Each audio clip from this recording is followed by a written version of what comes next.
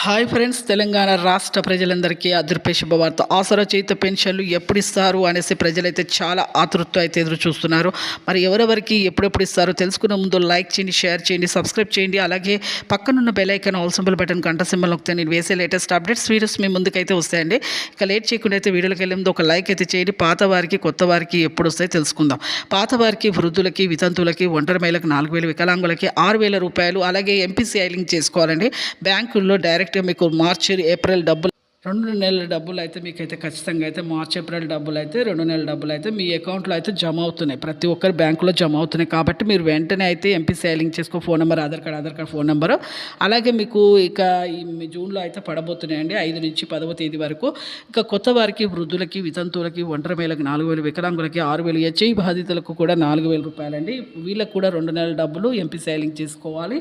ఖచ్చితంగా అయితే ఈ జూన్లో అయితే 10వ తేదీ వరకు పడతాయి.